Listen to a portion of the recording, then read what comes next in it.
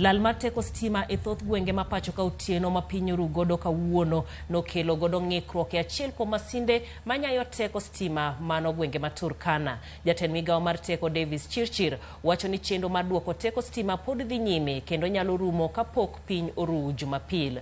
Mana kaka Edwin Okoth leronwa, lal mar sitima osekelo jiemo ne moko kuom jotelo e paw ndeke kama midhiero no ne odwarocho chenro mag wuoth. Bang' wich bar mar temo duoko teko sitima chakore otieno ma piny ru godo ngeso, jotend migao mar teko ne owuok ayanga mar lero gima ne olalo sitima. Jatend migao no Davis Chirchir wacho ni dag thedho sitima matiyo kod yamo ne osima apoya nono e gwenge ma Turkana. Ae bang'e to kelo lal mar teko sitima e Kenya mangima. Yesterday at about 9:45 in the evening, we lost one generator, Lake Turkana wind generation, which you know is 310 megawatts. It was a sudden loss, a sudden drop, and that caused an overload in the system. The system felt an overload, and we had a switch off, cascade switch off, which happened pretty fast, and the whole country was in darkness within a few minutes.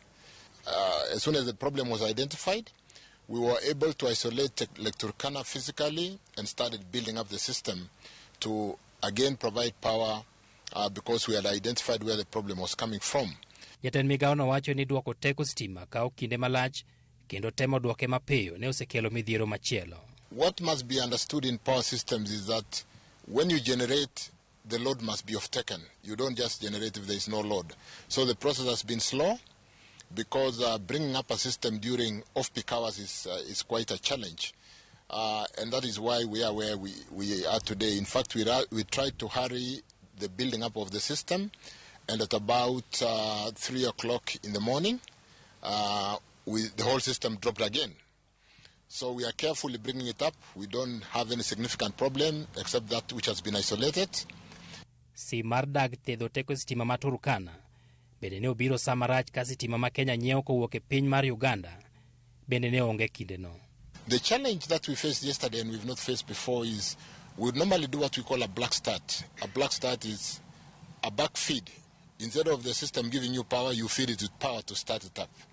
And we would normally use Uganda to backfeed and start up our systems. Unfortunately, yesterday and a few days ago, Uganda line to Kenya has been down because some of the 6 towers on the Uganda side have been down, and therefore we were not able to get the Uganda to support us to backstart or to backfeed. Chiegni nus mar teko sitima madwarore pacho ka ne oseduogo. Kama midusa mag kembe matayo thedho kod chwalo teko sitima ne pod odich mar neno ni teko sitima oduoge gwenge duto. We are checking the quality of the steam in Olkaria. We have most of the systems are up except Olkaria. We only have O-Power 4, which is currently developing about 33 megawatts. We should be switching in the next 1 hour, 2 hours, 3 hours, most of Olkaria systems, which really supports the network or supports the country.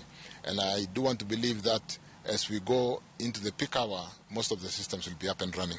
Lal mar teko sitima ne odwarocho chenro mag wuoth e paw ndege mar JKIA, kama kata masin manyayo teko sitima bende ne okethore ma ojiemo ne jotend paw ndege no.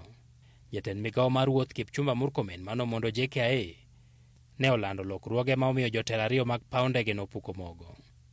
By mutual consent, the contract of Mr. Alex Gitari, who has been the managing director of Kenya Airports Authority, has been terminated. By mutual, unable to function, the seamless reconnection of power and so forth. But those are excuses, and we cannot give Kenyans excuses. Mae lal mar teko sitima ma okwako gwenge mathoth e Turka mane okawo thuolo malach mogik kapok oduoke gwenge duto. Seche 24 bang' sitima lal e piny Kenya mangima.